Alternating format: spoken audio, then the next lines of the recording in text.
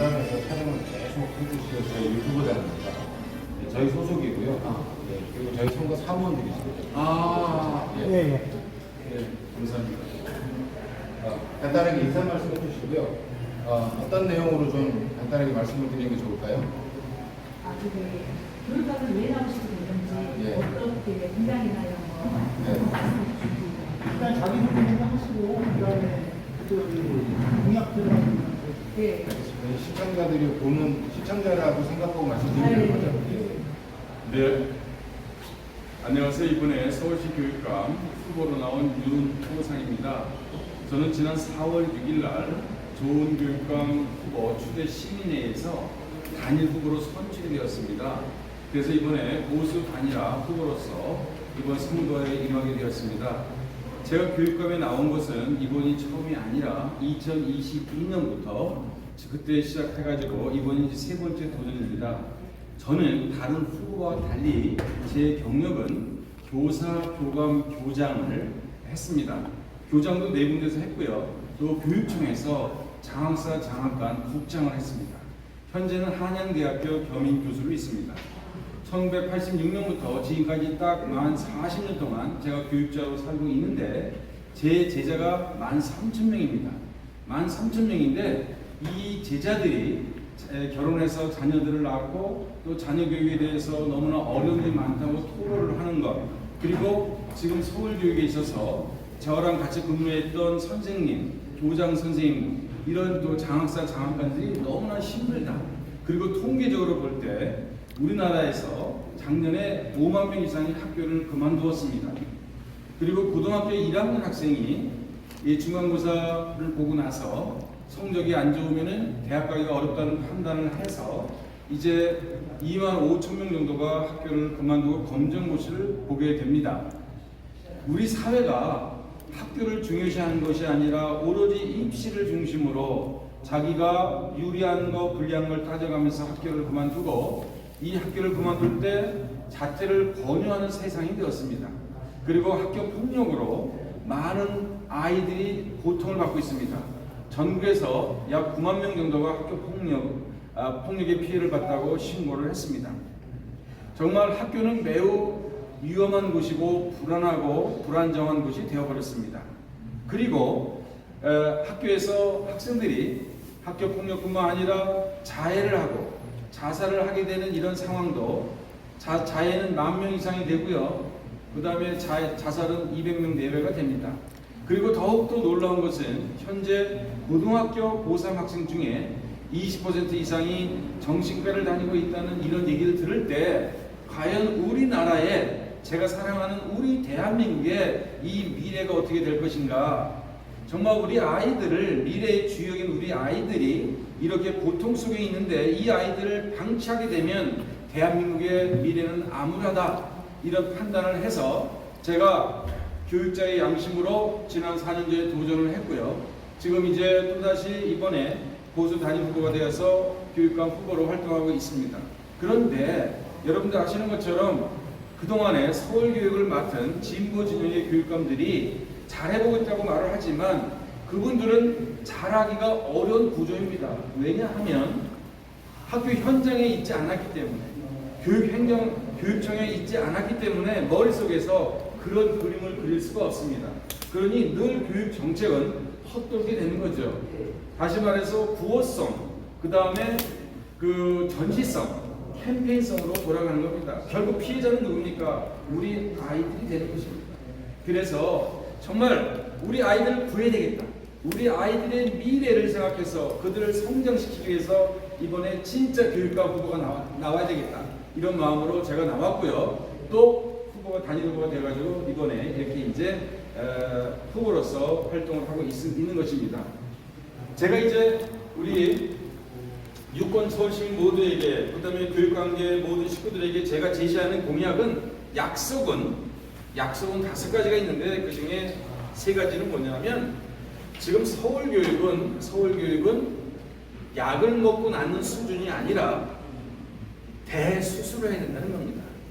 대수술을 하려면 전문 의사가 필요합니다. 전문 의사는 교육 전문가를 말합니다. 교육 전문가가 나서야 됩니다. 그런데 혼자 할 수 없어요. 그래서 협진이라고는 합니다. 협진해야 됩니다. 함께 진료를 해야 됩니다. 그래서 교육 전문가들을 많이 함께 해가지고 서울교육을 바꾸겠다 하는 것입니다. 이 서울교육을 바꾸게 되면 대한민국 교육이 바뀌고 대한민국의 운명이 달라질 것이다.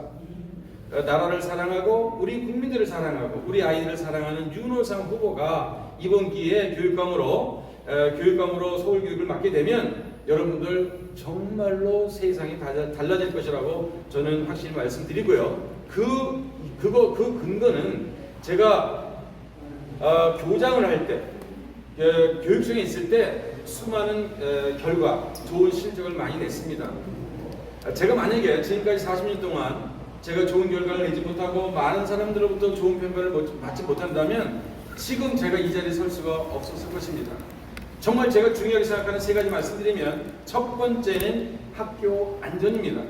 우리 사람들이 가장 원하는 것은 일단 생존입니다. 생존과 안전이 가장 첫 번째 욕구입니다. 그런데 우리 아이들이 아침에 집에서 밥을 먹고 학교에 갈 때 교통사고가 나거나 납치가 되거나 유괴가 되면 이거는 끔찍한 일입니다.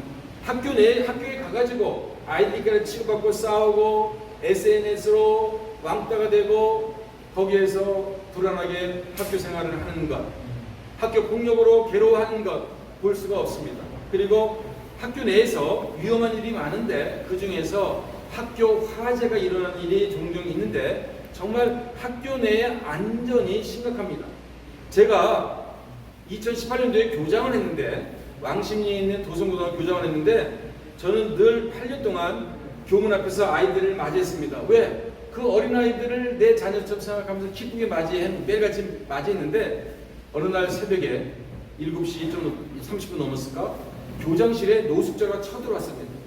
교장실에 들어왔어요. 그러면서 저를 위협했습니다. 협박했습니다. 3만 원만 주세요. 3만 원만 주세요. 교통비가 필요합니다. 자기 고향이 음성인데 죽으러 갑니다. 3만 원 달라. 이렇게 얘기를 합니다.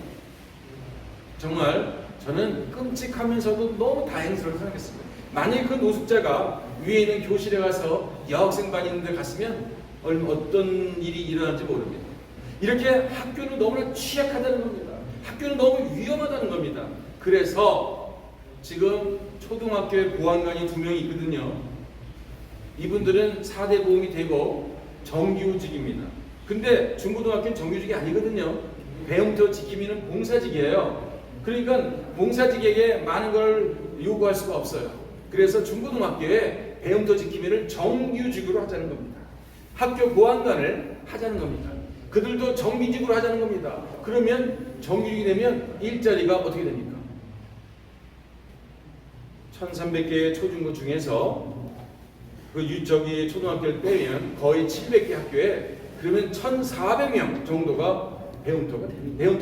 배움터 지킴이가 학교 보안관이 되는 겁니다.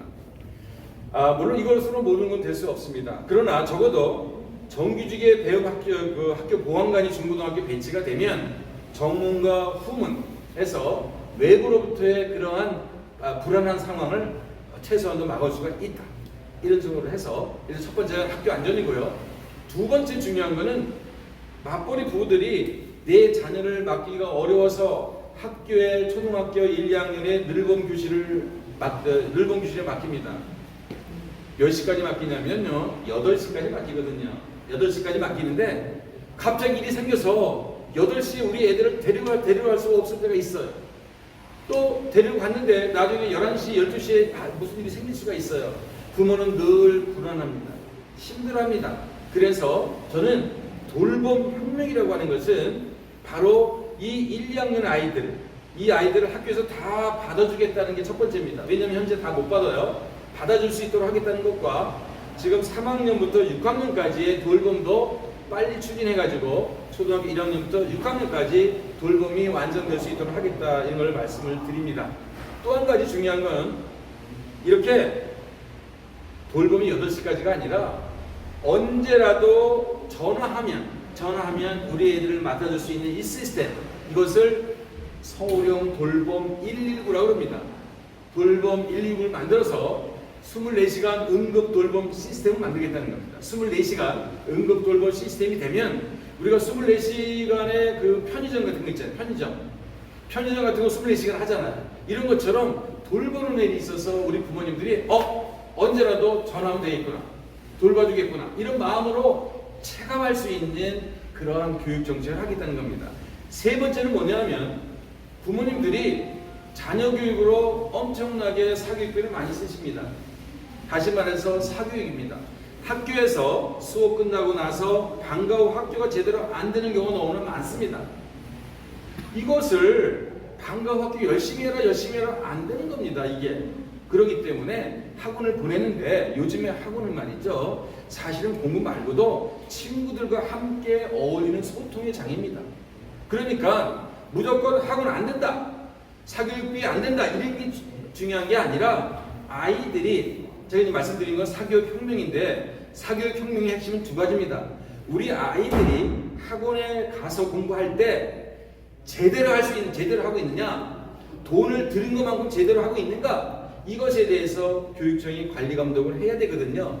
그래서 우리 부모님들이 내는 이 사교육비는 기본적으로 크게 세 가지가 있는데, 첫 번째 학원비, 과외비, 그 다음에 학습지, 이런 것들이 이제 사교육비로 포함되는데, 이것이 제대로 되는지를 교육청에서 관리 감독하겠다는 게 첫 번째고요. 두 번째는 그 학원비를 내는 데 있어서 비용이 너무나 많이 듭니다. 예를 들어서 만약에 100만 원을 낸다 한 달에, 부모님들은 월급이 300만 원인데 100만 원, 150만 원 내려면 빚을 내야 됩니다.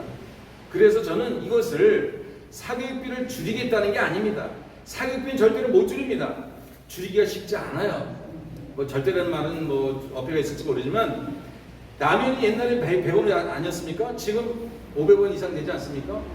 그런데 학원비가 숫자로 올라가는 거예요. 제가 말씀드린 것은 이 사교육비의 부담을, 현재의 부담에서 80%를 잘라서 20% 밑으로 부담을 하겠다는 겁니다. 어떻게 할 수 있느냐? 공립형 학원 시스템 도입하겠다는 겁니다. 공립형 학원은 뭐냐면, 관내에 있는 학원 중에서 잘하는 학원, 훌륭한 학원, 그 다음에 우수한 학원들을 인증해가지고 같이 상생하자. 그러면 그 학원은 학생들이 계속 가게 되니까 현재 100만 원 받는 거를 60만 원 받자는 거예요. 60만 원 받자는 겁니다. 60만 원. 그러면 20만 원은 지자체에서 내고요. 20만 원은 교육청이나 기업에서 내고요. 그러면 20%가 남습니다. 그럼 100만 원 들어가는 이 학원비를 20만 원 밑으로 할 수 있다. 이것이 가능하다는 겁니다. 저는 하지 못할 공약을 하지 않습니다. 그러니까 이것은 가능하다. 이거는 사교육을 조장하는 게 아니고요. 핵심이 이겁니다. 윤호상 후보의 핵심은 돈이 들더라도 우리 애들을 제대로 가르쳐야겠다는 부모의 마음을 그대로 인정하겠다, 그대로 공감하겠다는 겁니다. 이 교육감은 어디 가서 돈을 벌어 오더라도 우리 애들을 제대로 교육시키자는 겁니다. 제가 기업에 가서 돈을 얻어올게요. 그리고 서울시에 있는 예산이 1년에 11조인데 11조 중에서 아껴가지고 전략해가지고 4년 동안에 1조를 갖다가 모아가지고 이 돈으로 우리 애들을 잘 키우게 했다는 겁니다. 모든 아이들이 똑같이 햇빛을 받아야 됩니다. 학교 다니는 모든 아이들이 학교에 가면 행복하다라고 하는 생각을 해야 됩니다. 부모들이 학교 가니까 다 이게 되네? 우리 애들이 정말 행복해졌어요. 우리 애들이 너무 기뻐해요. 아침에 학교 가고 싶어요. 이렇게 만들어야 됩니다. 저는 아이들 13,000명의 제자가 있습니다. 그렇기 때문에 너무나 잘 압니다. 그래서 첫 번째 공립형 학원을 도입하겠다. 사람들은 저를 뭐라고 공격합니다. 공립형 학원이라니요. 그러나 진정으로 저는 돈이 들더라도 우리 아이들을 제대로 키우겠다는 공약이고요. 두 번째는 공립형 과외 멘토링입니다. 과외 멘토링은요, 이거는 미국에 있는 TFA라고 하는 교육 플랫폼을 벤치마킹 한 건데, 어떤 거냐면 배울 사람 다 와라, 가르칠 사람 다 와라, 운영할 사람 다 와라, 후원할 사람 다 와라, 이 네 주체가 있는 교육 플랫폼입니다. 다시 말해서 내 자녀가 중학교 1학년에 입학을 한다. 그러면은 멘토가 따라 붙습니다.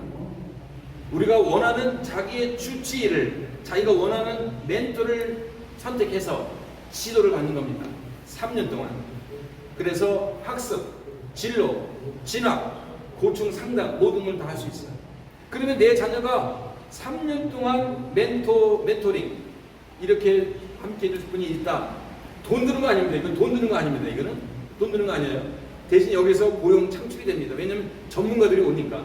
그 다음에 고등학교 1학년 입학하면 3년 동안 해줍니다.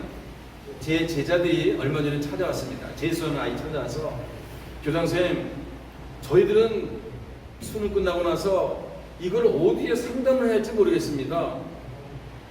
저희들은 형편이 어려서 돈이 없는데 어디에 상담을 해야 바로 이런 것들에 대해서 우리는 고민해야 된다는 겁니다. 그래서 두 번째는 공립형 과외 멘토링 시스템이고요. 세 번째는 어떻게 사교육을 줄일 수 있냐. 초등학교 영어가 현재 3학년에서 시작하거든요. 이 3학년의 시작을 1학년으로 내리겠다. 왜 그러면 1학년으로 내리냐? 지금 말이죠. 3학년부터 시작하면 1, 2학년 때 애들이 영어를 안 하나요? 과외를 합니다. 과외. 엄청난 돈이 들어갑니다. 이것을 공립에서 흡수하겠다는 겁니다. 그러면 이것이 상당히 흡수가 되면서 아이들이 덜 불안해합니다.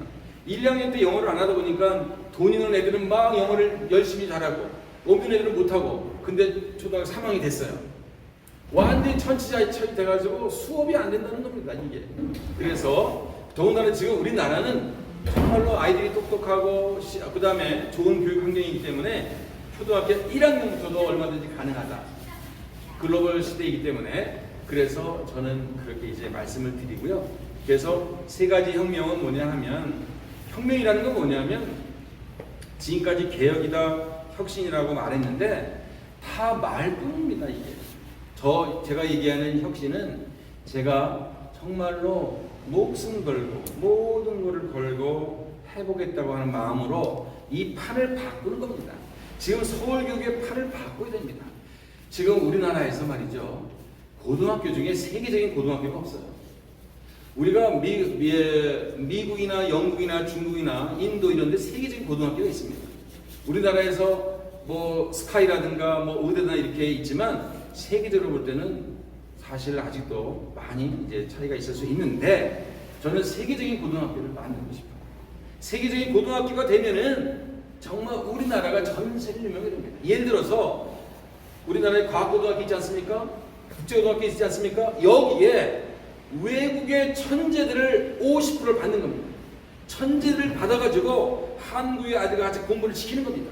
그러면 여기에서 이 아이들이 천재들이 세계적인 천재들이 와서 공부하면서 이 아이들이 우리나라에 대학을 가는 겁니다. 우리나라가 완전히 달라지는 겁니다. 정말 이런 인재들을 키워야 되는 겁니다. 오늘 이 이야기는 사실은 여러분하고 처음 얘기하는 겁니다. 이것이 제가 비장의 카드입니다. 그리고 우리가 지금 학교에 적응하기 어렵고 학교에서의 공교육에 만족을 못해가지고 비인가 대안학교, 비인가 국제학교 이런 데 가지 않습니까?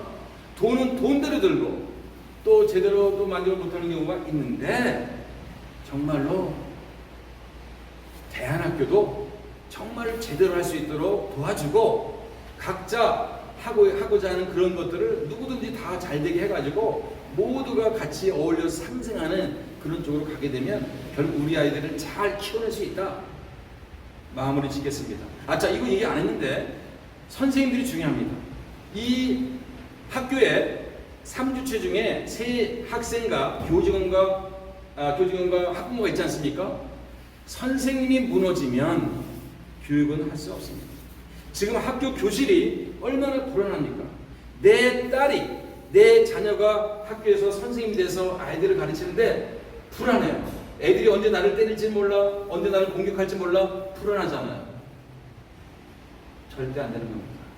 또 학생들도 불안합니다. 누가 나를 때릴까? 누가 나를 해코지할까? 교실이 불안하게 되면 안 됩니다. 교실이 안정돼야 됩니다. 그래서 저는 이 교권보호에 대해서 매우 관심이 많이 있는데 우리 선생님들이 왜 불안한지 아세요? 무슨 문제가 있으면 학부모들이 민원을 내는데 이 민원을 한 번 내고 두 번 내는 게 아니에요. 30번, 40번 막 냅니다. 그러면 애들은 못 가르칩니다. 맨날 그 답변 써다 끝나는 겁니다. 그래서 악성 민원이나 소송 같은 게 들어오면 학부모가 고소나 고발을 하게 되지 않습니까? 이럴 때 선생님한테 가는 게 아니라 교육감을 상대로 고발하는 겁니다. 바로 교육감.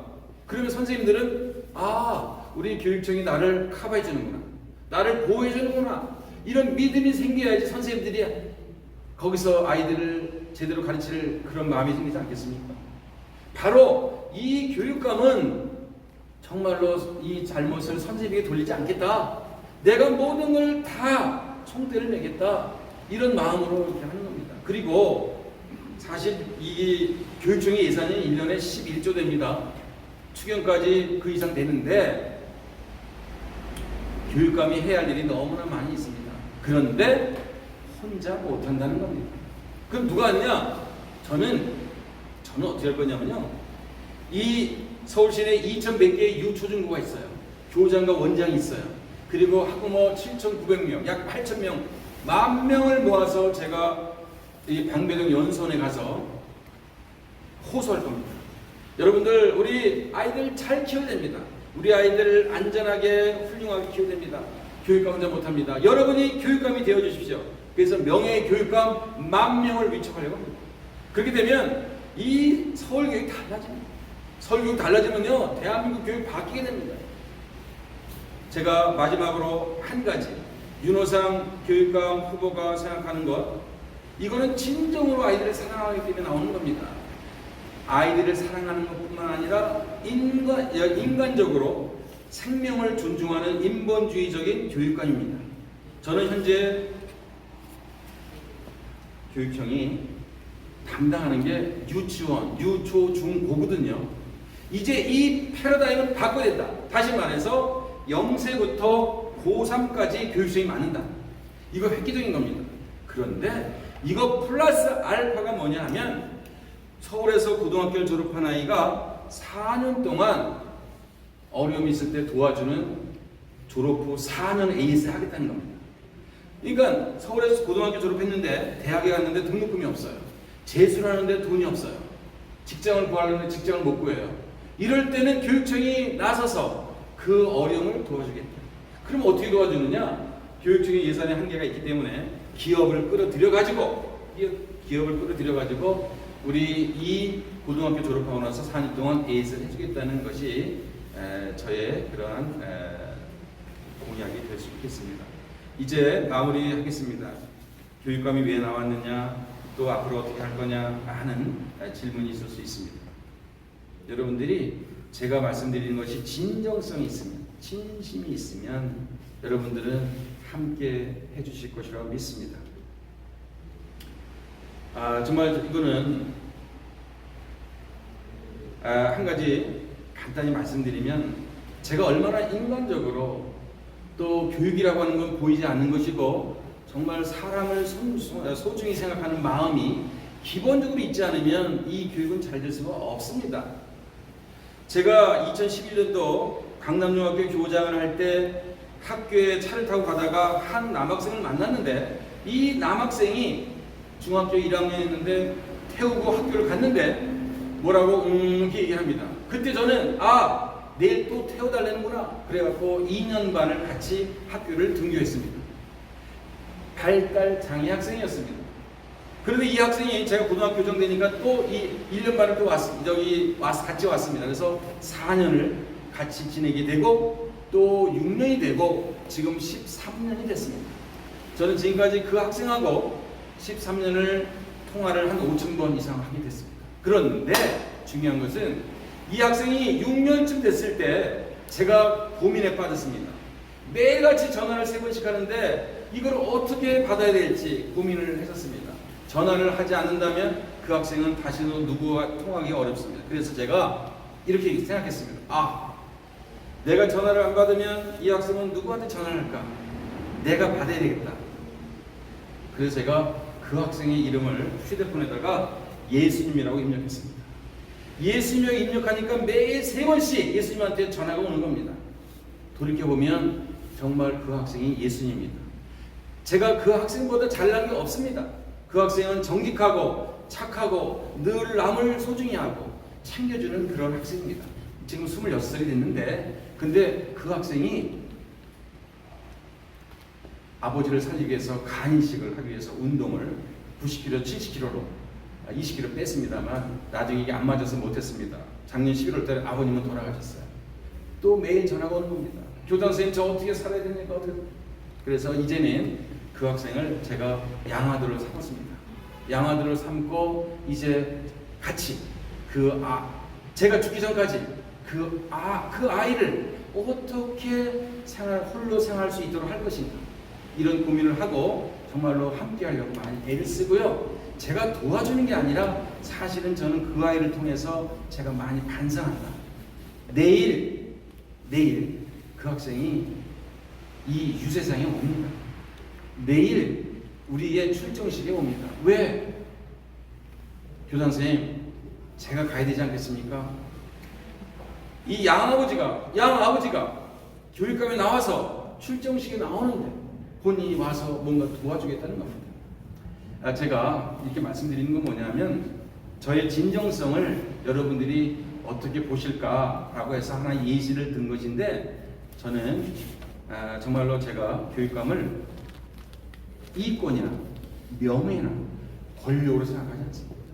오로지 봉사하고 헌신하고 그 다음에 책임을 지는 그런 자리로 생각합니다. 그래서 정말 서울교육의 이번 교육감 선거가 윤호상이라는 개인의 문제가 아니라 이 사람을 통해서 서울교육을 바꾸고 대한민국 교육의 변화를 가져오고 우리나라의 운명을 바꿔가자. 정말 이런 마음으로 제가 나왔다는 걸 말씀드리고 제가 6월 2일 날 밤 12시까지 목숨 걸고 뛰겠습니다. 고맙습니다. 질문이 하나 있는데요. 네. 서울시 예산이 11조고 엄청난 권력입니다. 네. 그러면 지금 그 권력을 차지하고 있는 좌파 정교조하고 당선되면은 어떻게 싸움을 하실 겁니까? 정말 날카로운 질문이십니다.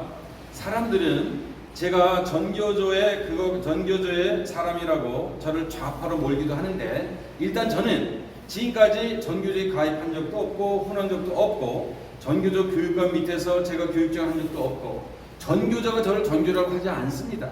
그리고 중요한 건 뭐냐면 제가 전교조가 하는 정책 중에서 대표적인 것 3가지가 있는데 혁신학교가 있습니다.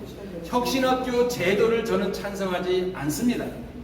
다시 말해서 혁신학교는 있는 거는 그냥 그걸로 끝내고 더 이상 지정하지 않으면 일몰제입니다. 혁신학교 일몰제 더 이상 하지 않겠다 반대한다는 뜻이고요. 두 번째는 교장 공모 내부형 B라고 하는 게 있습니다. 교장을 공모하는데 교장 자격증 있는 사람이 신청할 수 있도록 하는 게 아니고 교장이 아닌 선생님도 할 수 있도록 합니다.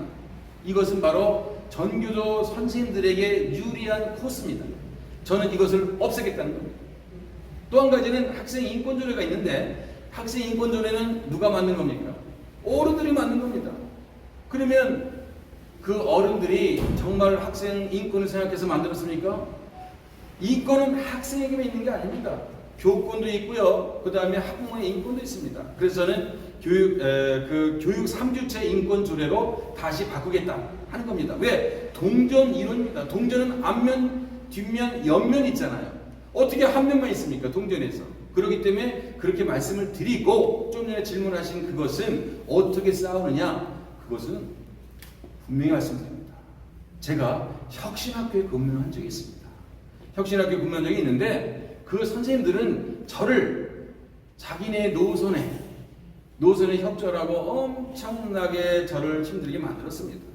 그런데 저는 오로지 우리 아이들을 바라보고 가야 된다 하는 차원에서 그들과 물론 선생님들이기 때문에 함께 하지만 그들이 하는 노선에 저는 찬성하지 않았습니다.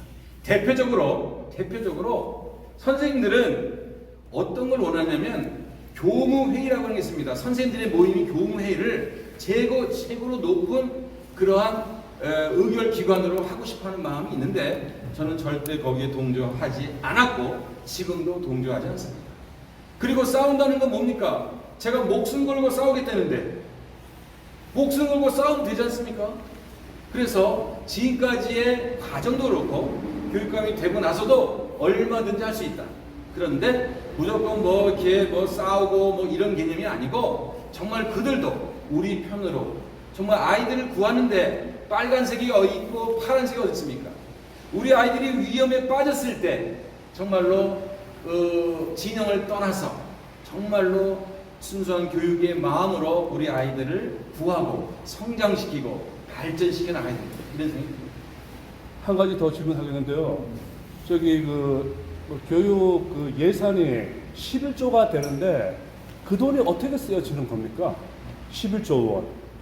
네, 교육청의 예산이 11조인데 예. 사실은 경직성 경비라고 해서 월급 같은 거 반드시 들어갈 돈이 있습니다. 그 중에 그것이 상당수 차지하기 때문에 그것은 해결할 수 없습니다.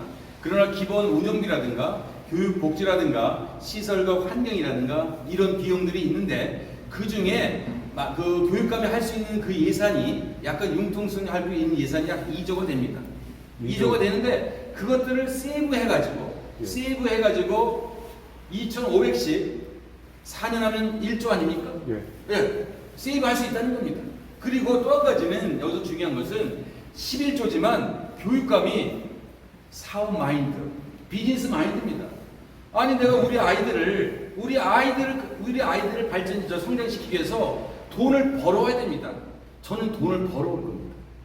그래서 뭐 지자체라든가 아니면 뭐 기업이라든가 이런 또 같은 또 기부를 하시는 분이나 이런 분들에게 말씀을 드려가지고 또 호소도 하고 또 협조도 구하고 해가지고 아무튼 돈을 많이 세이브해서 4년 동안 1조를 모으겠다. 1조를 모으겠다는 것이고요. 1조. 사실은 11조에 대한 그 이자도 많습니다. 예, 그렇죠. 그 이자도 많거든요. 그것도 몇백억 됩니다. 그렇기 때문에 한 400 정도 될 겁니다. 그것도 하고 또 교육감의 또 비용, 교육감이 쓰는 그 비용도 최소화해가지고 아무튼 어떻게든지 돈을 모아가지고 우리 아이들을 위해서 쓰겠다 이렇게 말씀드립니다. 감사합니다. 수고하셨습니다.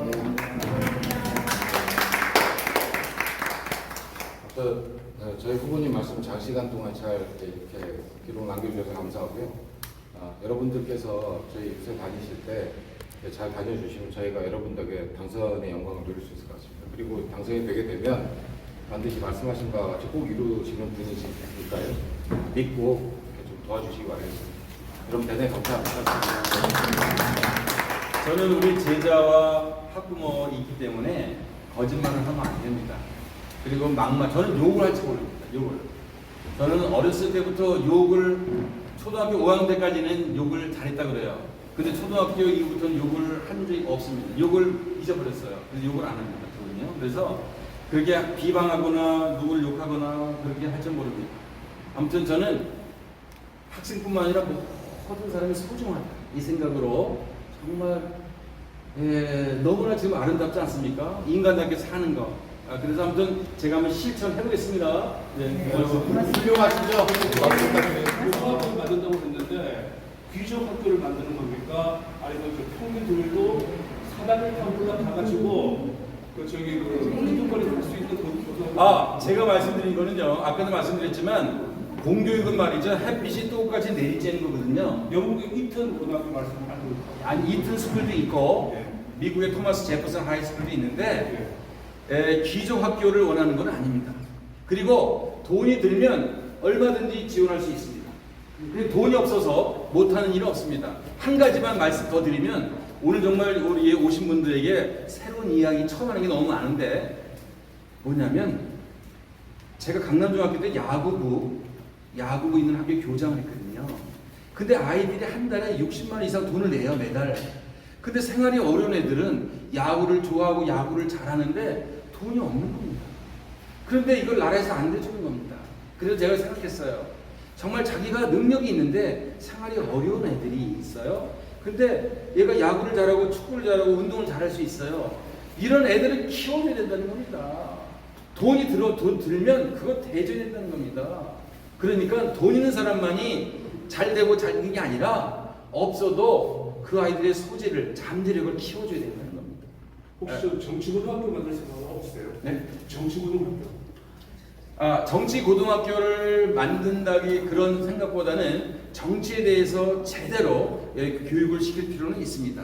왜냐하면 무조건 정치라고 하는 것이 우리가 생각하는 그런 정치가 아니라 사실 발을 정자로 해가지고 자기가 하고 있는 조직이라든가 여러 가지 활동에 있어서 제대로 할 수 있도록 하기 위해서는 정치라는 것이 필요합니다. 그래서 그런 것들을 프로그램에 넣어서 하고 그 다음에 만약에 한다면 뭐 학교 이전에 먼저 프로그램을 만들어서 아카데미라든가 돌려볼 수 있죠.